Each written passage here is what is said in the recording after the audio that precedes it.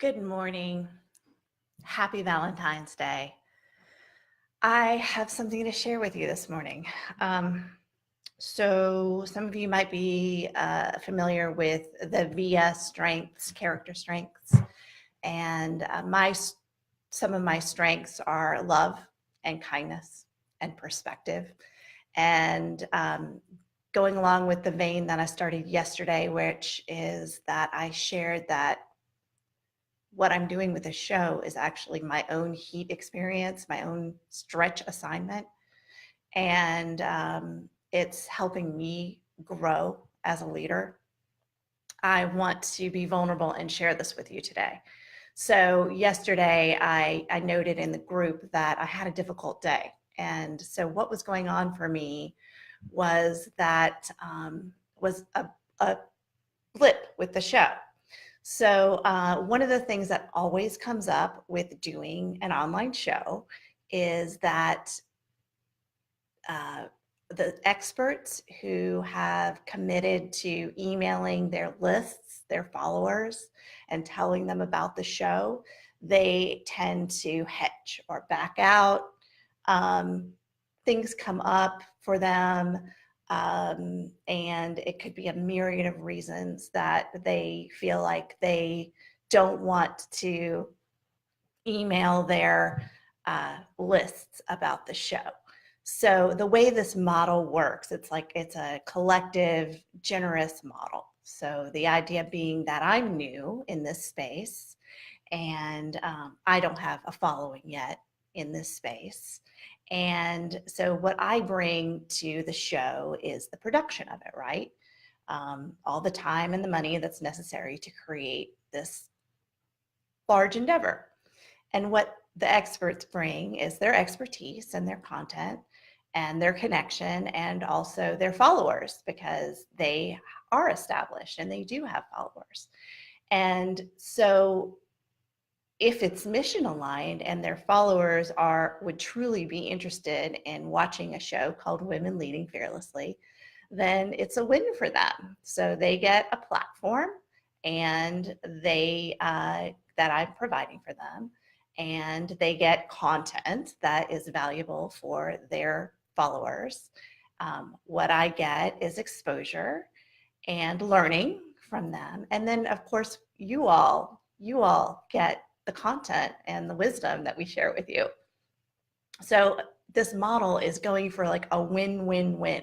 Win for me, win for the experts, win for the viewers. It's a brilliant model, and I did not come up with this model. This is a model that I'm learning from my coach, one of my coaches. I have many. Shonda Sumter is my coach who's teaching me this model. Anyhow, but this is very typical that when it comes to time to emailing, people pull back. And what comes up for me is because I've put in a lot of time and money into creating the show and creating this great content, I want as many people to see it and benefit from it as I can. That's obviously. And what comes up for me when I hear back from my experts that they're not going to email, or they're going to email as part of another email, which just isn't effective in getting the message out, is that I haven't done an adequate job in sharing my vision, and maybe screening experts who I know actually get it in the gut in terms of what the mission is for the show.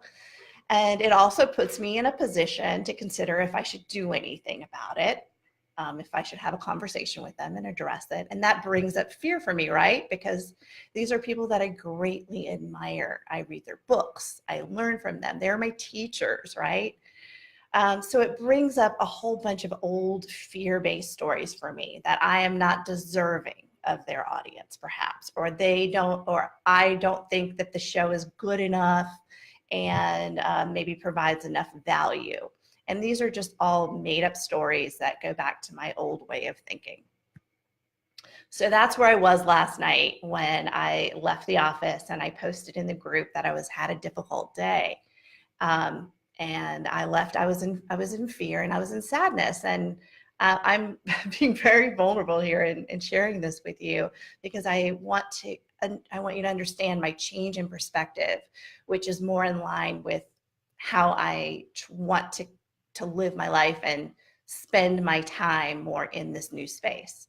So I left in fear and sadness, and then I went home and I did yoga and I meditated and I journaled and I remembered my perspective.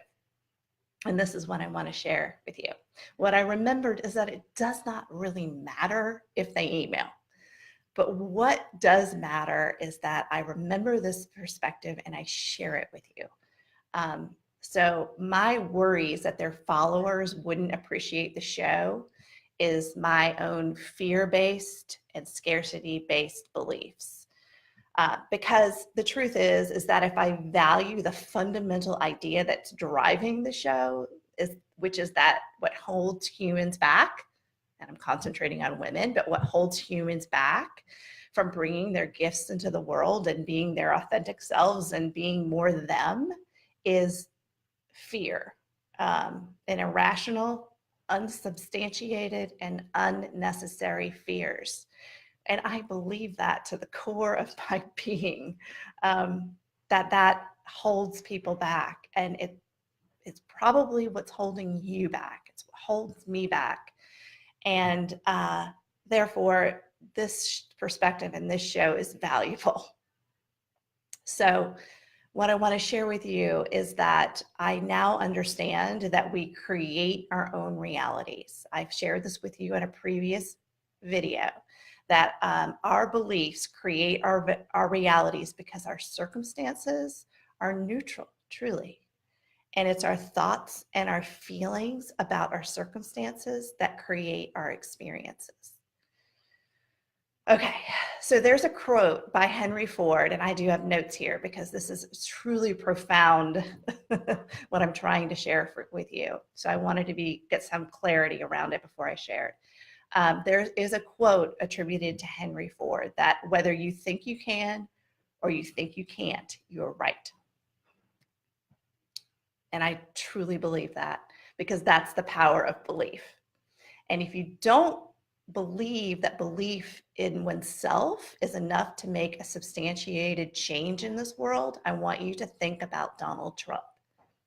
He has an unwavering belief in himself. It's unwavering, right? And what that has done is inspired belief in him from millions of people, about 30% of the Americans, and a whole bunch of Russians, right, and other people that believe in him. And we might consider the belief in him unwarranted, but yet he is the most powerful person in this world. Now, how does that work? How does it work that your belief in yourself makes things true? What is exciting about this is that now in our society, neurologists, psychologists, biologists, anthropologists, astrophysicists can finally help us understand why this is true. And all the details about how each of these fields contributes to this understanding, I cannot do in this one sitting. It will come. But bottom line is that everything is connected. Everything is connected. When you begin to see this, as I now do, you will understand this like you understand romantic love. If you have experienced romantic love, you know what that's like. You know how human beings experience in that, and you understand that that's part of the human experience. You can't really explain it to somebody who has never been in love, right? If you are a mother, you have love for your child. That is a different experience than you had before you had that child. You understand that clearly now. You know others experience the same thing because you know other mothers, parents, fathers as well. People have love for a child. That is a fundamentally different qualitative experience of human consciousness. It's something that humans experience, and you don't need scientists to in a laboratory to show you that love as a parent exists or romantic love exists.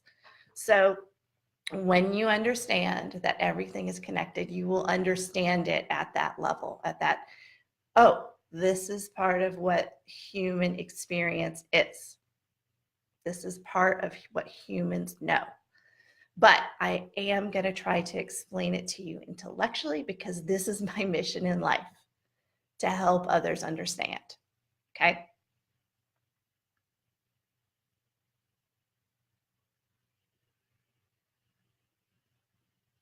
Okay. So when you truly understand that your beliefs create your experience in life, you become to understand that it is your choice if you want to live your life through a scarcity lens, that there is one pie, and if you divvy up the pie is gone, or an abundance lens, the whole idea that, yeah, there's a pie and we can grow the pie and that everybody can have enough. This is also, besides the pie analogy, you can also think of this in terms of what Rhonda Britton talks about in our interview of the lens of fear or freedom. Fear or freedom. Fear is the scarcity based and the zero sum based, and the freedom is the abundance based. That there is enough. There is enough in this world, and everything that you need, you can have, and everything that you want to be, you already are. Okay. Here's my intellectual explanation about how everything is connected. One of the things that you are going to begin to notice after you have created a daily practice and you become more connected with your body and you start to see clearly what your thoughts are and what your feelings are and when they arise and how much you can shift them from having a different perspective, you will start to develop more sensitivity in your body. And one of the things that you will start to notice is that many things that we encounter in our life, that if we pay attention to them, they have an affective ping. And here's an example. When I look at my coat, which is hanging over there, which is a beautiful shade of red, even more beautiful than this shade of red, I feel the liking in me, right? What else is liking, right? But an affective response. But I feel it in my body. I feel it about here. It feels warm. It feels like an attraction. When I look under my desk, which is full of clutter and stuff that I've just piled in there because I need to get rid of it, I have a repulsion feeling, a disliking feeling, and an affective response in my body that is dislike. Again, what else is liking and disliking but an affective response? It's just that we're not so in touch with our bodies that we generally feel these things, especially small things like a red coat or clutter. But it's there. And you will begin to feel it too after you get more connected with your body. So we are exposed to these valences, these pings every day, all day. There's an infinite number of them, and most of them we're not consciously aware of, all right? But we are subconsciously aware of them. Psychologists explore this in the laboratory, and they are able to generate behavior that is in line with particular emotions like anger or fear by flashing angry or fearful faces for a microsecond. Way too short for you to consciously become aware of it. So if they ask you, what did you see? You will not be able to name what you saw. In fact, they mask it with a neutral face. So you're consciously aware of only the neutral face. But what they show is that you then, if you've been primed with a micro expression of an angry face, you will behave in a way that is more consistent with the emotion of anger.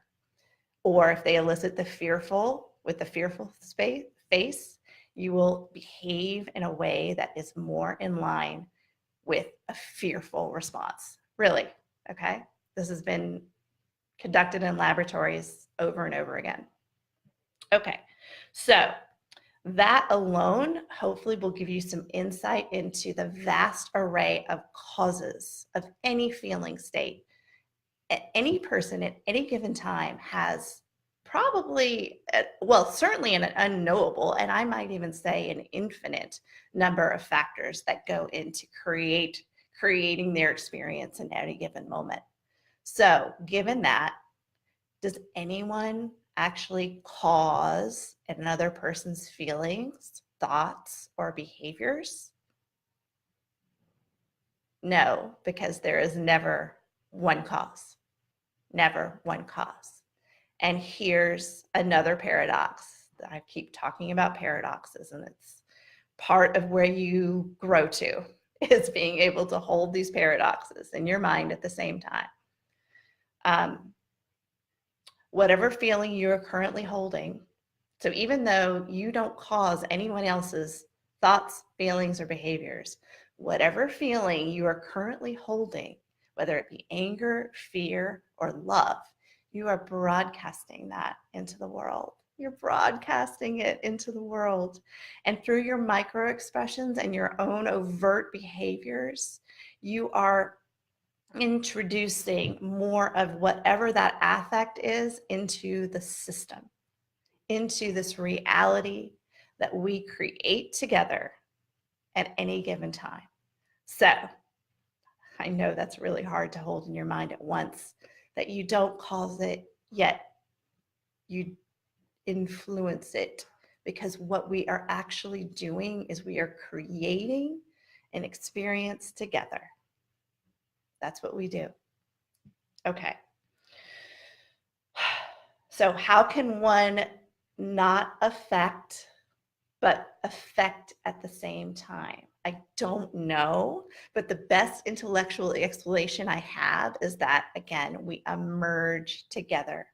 Our experiences are an emergence together. And if we can introduce into this system of reality, if I can introduce into this system of reality my love and my content, kindness and my perspective, which are my strengths, then maybe the emergence that we can create together will be an invitation for you to explore further, and a motivation for you to explore the idea of abundance and freedom, and to choose abundance, to choose freedom, and to choose love. So that is my Valentine's Day message. Thank you so much for listening. And I'm so excited to continue this journey with you.